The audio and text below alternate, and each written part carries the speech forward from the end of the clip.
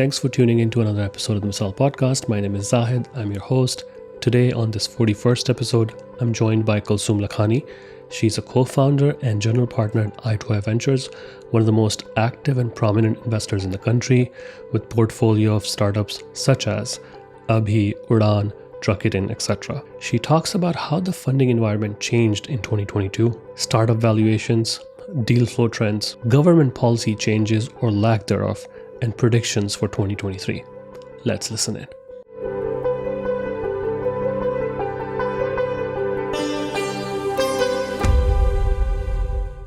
Hello and welcome back to the Misaal podcast. Kalsoom, how are you? I'm doing great. How about you? I am doing excellent. Well, I know it's a Sunday evening for you, so really appreciate you taking out the time and joining me. So when we spoke earlier this year, we did a recap or took a stock of what happened in 2021, and it was a wonderful year.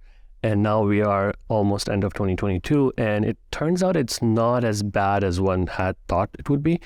In terms of funding, at least. I know the deal flow is down, but the funding has still remained quite consistent, maybe a few percentage higher.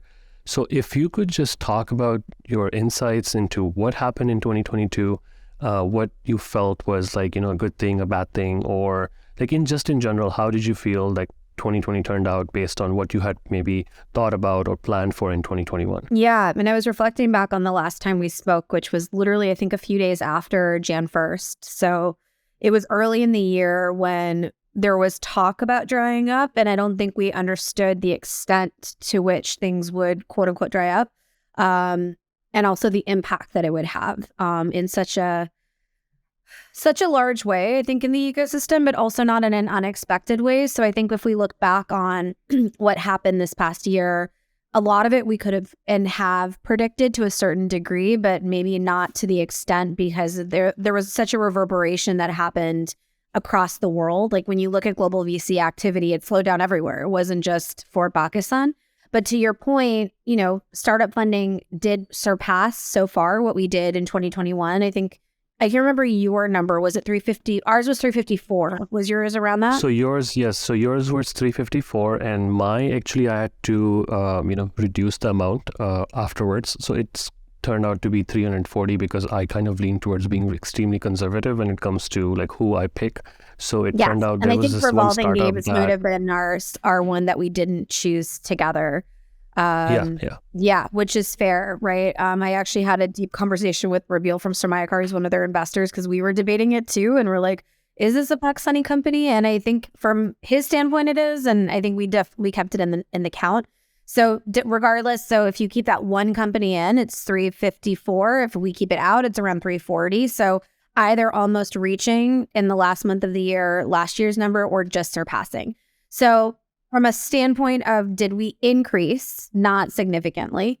However, when we look at 2020 versus 2021, we increased, as you know, Zahid, by 5.5x, right? So when we look at the year before, so 65 million to 350 million. So the fact that we're still, just in one quarter, even when things aren't doing great, we still reached what we did in an entire year 2 years ago is still a positive thing, I would say. I would say overall, if you look at the pace of deals, I think we definitely had the fastest pace in Q1 and even Q2. And then we started to see, as the rest of the world slowed down, that happened in Q3 and Q4 especially. We're in, last month of Q4 right now, and we barely have had, whatever we put out newsletters similar to you, we've noted that for the last 2 months, there's barely been any deals, right? And so I think there's a bit of a conversation to be had around that, because it's both a push and pull. So number one, you're having less investors at the table and the appetite go down both globally as well as locally, right? A lot of funds in Pakistan, the Pakistan-focused VC funds, a lot of them are raising their fund twos right now. So some of them have paused their own deal making. We are still doing deals, though all of us, I think towards the end of the year, we had a lot of activity earlier on in the year. So I can say this looking at my colleagues as well, all of us kind of maybe slowed down our pace. But then on the other side of it, and I can say this, we have 12, almost 13 companies in our portfolio. A lot of them also slowed down whether or not they were going to raise funding this year, right? Because given where the markets are, they're like, will we get the best deals on the table? Will we have the best pick in terms of investors that we want to speak to, or do we wait it out a little bit? So I think that kind of speaks to the whole of a lot of companies that really kind of tucked in for the winter in terms of like, let's focus on execution, let's focus on increasing our runway, let's focus on building sustainability within our models. And I would say overall, that's the theme that happened. And if I could say a positive takeaway, yes, from a number standpoint, maybe startup funding wasn't as exciting. If we look at the pace of deals, if we look at the number of deals, yes, we surpassed last year's number, but not really by much. But if we look at how the startups behaved this year, the fact that we didn't see as many companies, quote unquote, fail as we thought maybe would happen, the fact that we saw so many, and I say this from, my portfolio, I am so inspired this year because I've seen how founders have behaved in a mode of scarcity and how they've actually been able to show leadership at this time. And that to me is much more inspiring than how we all behave with abundance, right? And so that would be kind of some interesting takes that I would have so far. So you were clearly like, I know one deal is not announced yet, but so you were like, I think disclosed funding, I think comes out to like 6 for i2i Ventures for this year. So you basically did similar amount of deals last year too. So you did not like slow down, or you kept the pace up, and that's because, was that mostly because the valuations got a little bit more enticing and made sense? Was that the reason that you kept going throughout the year? I don't think, to be honest, valuations really came down until the latter half of the year, if I can be honest. Most of the deals that I was seeing I still saw prices that were quite similar to what happened in 2021. However, I would say that the biggest pace of our deals, we probably did, DealCart might have been the last one we announced before the one we'll probably announce, hopefully inshallah, but before the end of the year. We definitely saw not just deal flow slowed down. So we definitely were seeing a lot of deals, but I would say that quality deal flow, we saw decrease towards the end of the year. We also weren't as we were like, we've done so many deals already this year. We weren't like, we're not going to get out of bed unless it's going to be a great deal, which, the deal that we'll be announcing this year is one that we really are excited about. But I think it gave us the luxury to be a little bit picky. Had we not done that many deals earlier this year, we probably would have felt maybe a little bit more, not pressured, but maybe a little bit more like, okay, let's be more active in looking at what's going on. I would say that's probably similar for the other funds in the market. I'm colleagues and friends with almost all of them. And I definitely saw similar types of activity. Every VC around the world, except for Misbah and I, obviously, apparently, we discovered we're like, everyone takes off August. Why didn't we take off August? But every VC took off August. So there was no deal flow happening then, no activity that was really happening. So we definitely, we looked at a lot. Our team, shout out to Eliane Osman on our team. We're definitely looking at everything. But I would say that quality deal flow decreased as a whole towards the end of the year. There were very few deals that I was super, super excited about doing. That I really was like, this is worth me adding like a 7th deal to our list. I know a lot of LPs are based out of Pakistan, right? Like you don't have majority LPs that are based in Pakistan. Is the makeup of LPs changing now that, some VCs are going for a fund too? I think for most of us, outside of Laxon, most funds are domiciled outside of Pakistan. That's why I use the term Pakistan-focused VCs instead of local funds. And so for the most part, as a result of that, almost all of us, I would say the majority of our LPs are probably going to be sitting outside of Pakistan. And so I wouldn't say that our LP base has changed, but I would say that appetite has shifted. So I think that the LP base is typically for Pakistan-focused funds, a lot of Pakistani diaspora, honestly. People that have the appetite for Pakistan, that are excited about the market, that also have a sense of patriotism and a sense of there's a sense of softness associated with it. So they're willing to take the risk. I would definitely say that that's mostly people, if you're looking at people outside of Pakistan, that's mostly diaspora. I would definitely say appetite has gone down a lot. And I don't blame people, right? People's net worth has gone down a lot this year. If their money was in the market, if their money was in crypto, it depends, right? But we did, when we were raising earlier in the year, I definitely see a significant change between the momentum that we had earlier in the year till when we were raising later in the year when the markets crashed. And so It definitely, for everyone, I can't speak for, because I do know that, there's a lot of MENA money that's out there that everyone's targeting. A lot of the development finance institutions, obviously IFC announced a lot of money. So there are a lot of them, BII in the UK, like they all strategically are still looking at Pakistan. So that helps. But DFI money moves very slowly, right? So there's a little bit of like, how do we shift that? When you're raising your fund too, I would say this as well. And we're not there yet, but inshallah we'll be soon when we start that process. But fund twos, people are notoriously much more less risk averse to jump into a fund two than they are to a fund one. When you're a fund one, it's a total experiment. There is no track record, right? And so for all of my colleagues and friends that are raising their fund twos, they have a lot more to look back on.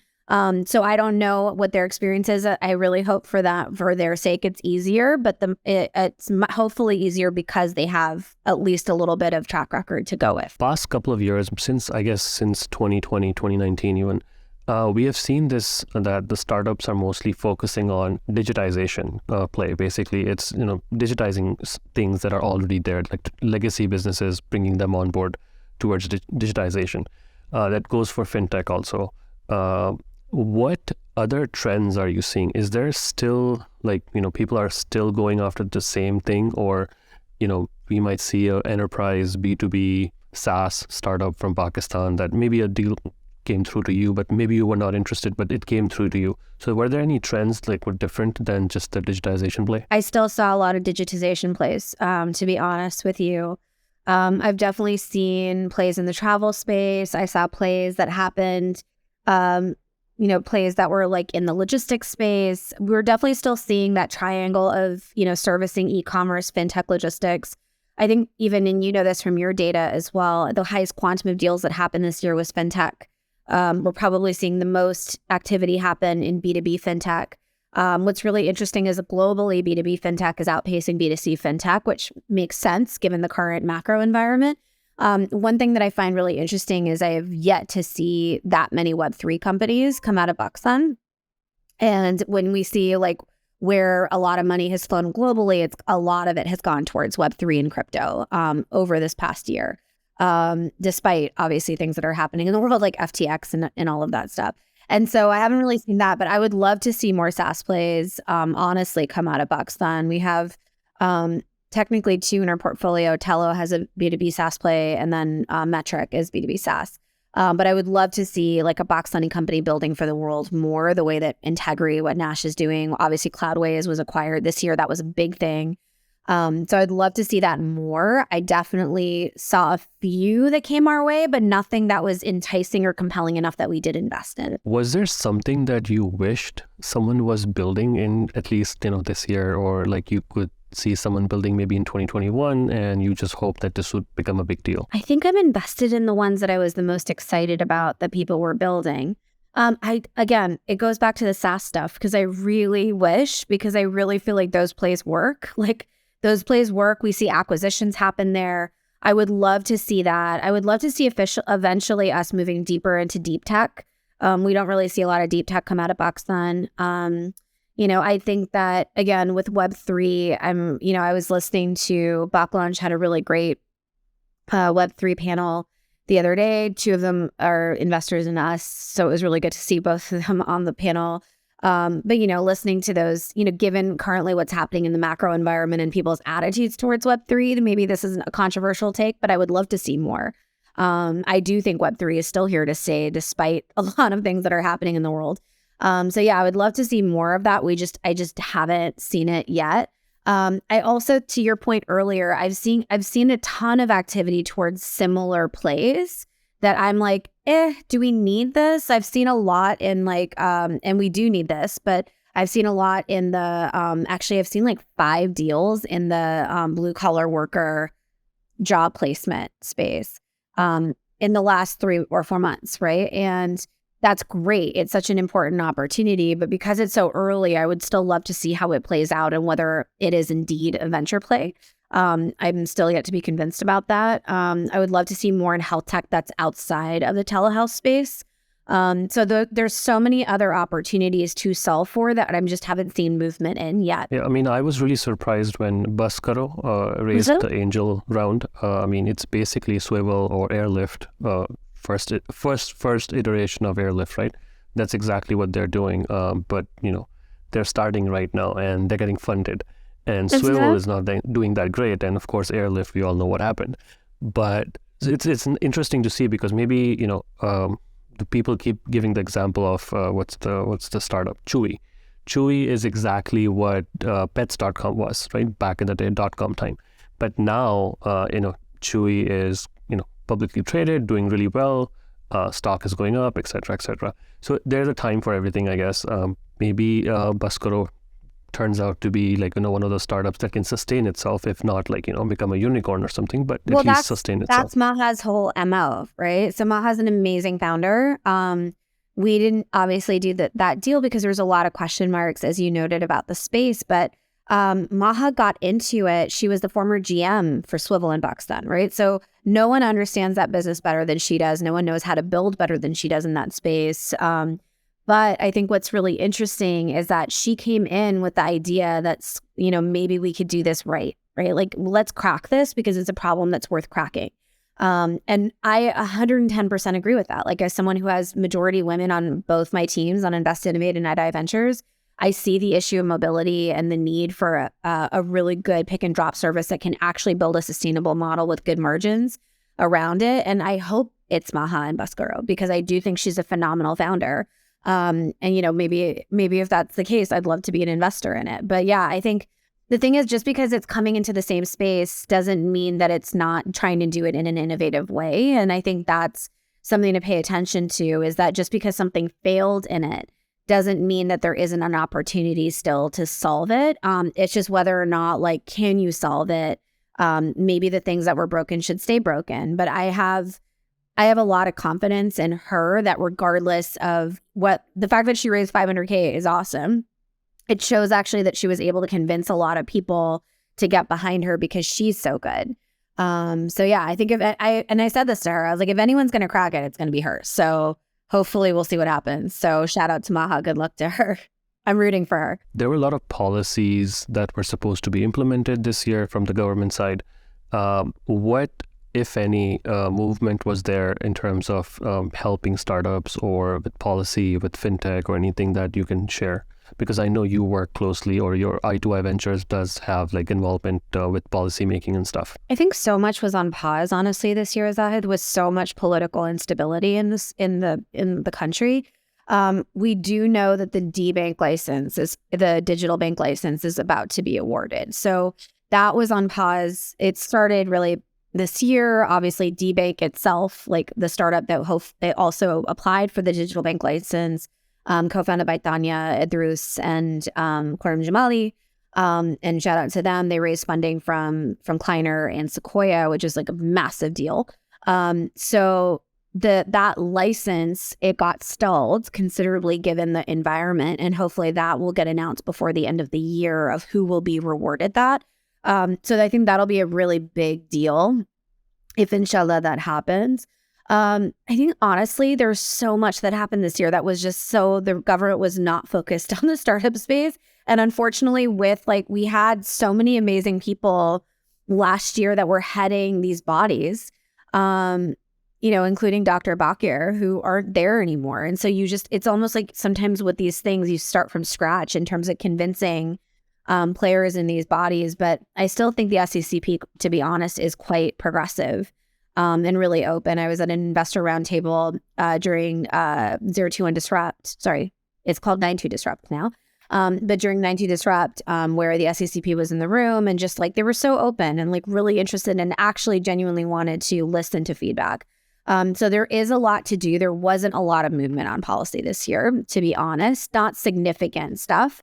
But I think the digital bank license, if we're able to get it in before the end of the year, would still be a massive win. What do you think is going to happen in 2023 if you were to predict something, if you could share something that would be a best case scenario and the worst case scenario? Worst case scenario first, the dry up is going to stay dried up. I think Pakistan Unfortunately, because we were never really a strategic part of most of these funds' mandates, we're not going to make the cut, I think, even next year. And that's a worst case scenario. It's probably the most realistic scenario, right? So the reality is like, how do we build an ecosystem that can sustain ourselves regardless of whether or not there is a lot of foreign money coming in? How do we convince players to, continue to come in?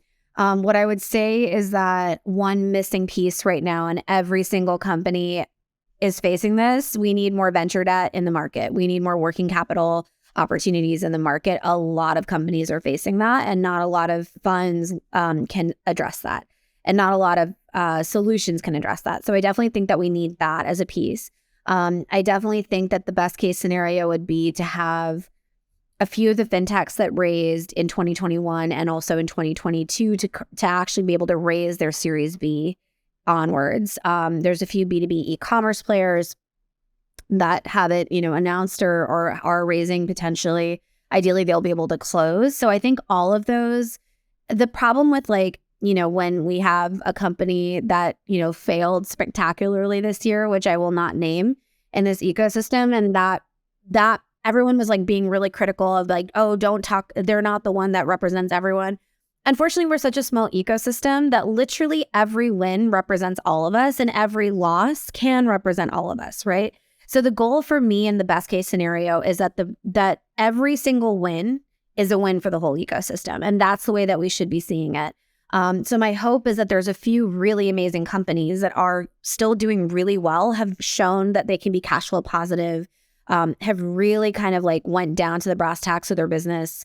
A lot of our companies in our portfolio, and I don't want to, I'm obviously biased, right? Because I know the in and outs of what's going on, but I would say this about Tazah, Tazah announcing new products, Truck It In, took so much leadership during a time where Swivel and Airlift were announcing layoffs. They were right sizing and decided to announce it. And I remember Mispa and I were on the phone with them really late at night with their comms. And I'm like, are you sure you want to do this? Everyone's going to lump you in with them. Because they weren't doing it from a place of we need a cut because we're going to close down tomorrow. They were doing it from we have this much runway. We want to extend the runway. We want to get to, a bit to positive. We want to do all of those things.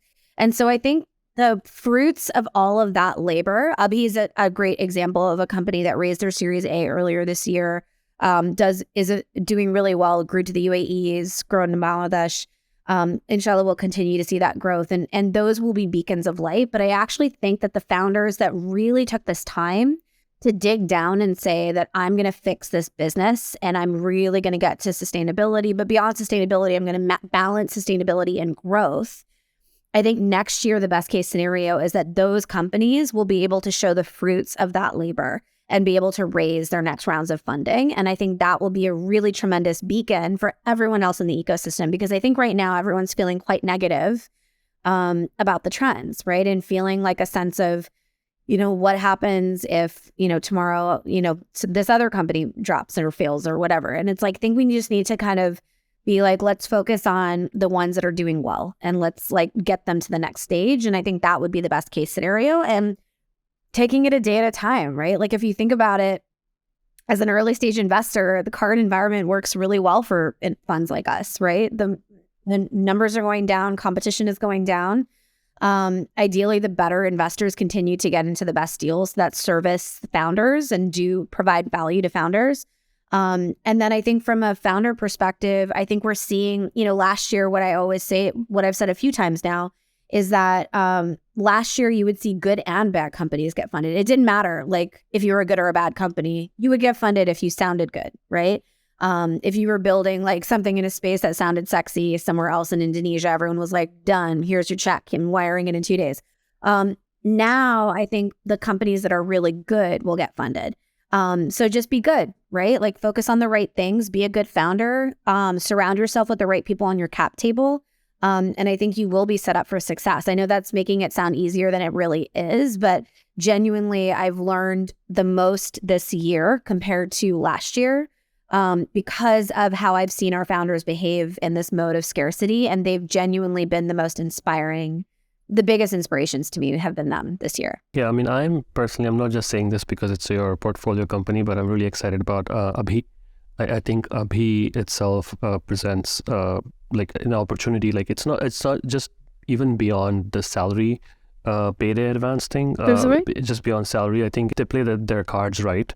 I think it can evolve into financial products, 401ks, and those kind of products into they've that. They've already started to do that, by the way. I was not aware of that. When you talk to Omer, he references it as like they're building a Marvel universe of financial products, right? Abhi is not a earned wage access company. Abhi is a financial wellness company. So within that, you have a universe of products that can be built, and they've actually already launched significant ones. Even our product in the UAE is not a earned wage access. It's not. I think it's a remittance product. So there's a lot that they're doing, and I think Omer is and Ali, both of them. But if you've ever had Omer on here, you should have him. He thinks a little bit different, right? Like he's, and I say that in the best way possible. He's a very good friend beyond me being his investor. Sometimes he operates at a frequency that's not normal. Like he's just like always working, but you have to like really appreciate that he's, because of his experience prior to building Abhi, he's had tons of emerging market experience. He understands how things tick elsewhere, right? And with his partnership with Ali knows how to execute in Pakistan and the team that they've built, right? And so putting those together, you have someone that's always thinking about 4 steps ahead of everything. And that's, I mean, when we think about, like, even for me, it's not just Abhi in my portfolio that I feel like are like that. I have other founders that are like that. Like the credit book founders are amazing. I would say that about Tazah. I'd say that about all of them because I can't just name a few without sounding like I'm favoring anyone. They're all great. But I think that's what as an early stage investor, you're putting the bet on a company. Like when I invested in Abhi, they were not anything but earned wage access, but I knew that the vision was always beyond that. And I was betting on the founders, and I was like, these guys are going to figure it out. As the market turns, they will think 4 steps ahead. That's what you bet on as an investor. Thank you so much for being on the Misaal podcast. Thank you for your time, and hopefully we'll have you again sometime, next year, same time. Yeah. Thanks for having me again. Thanks for listening to the Misaal podcast. I hope you enjoyed the podcast and will thank me by writing a review or sharing it on social media. Make sure you follow and subscribe so you don't miss the next episode. Thanks again. See you soon.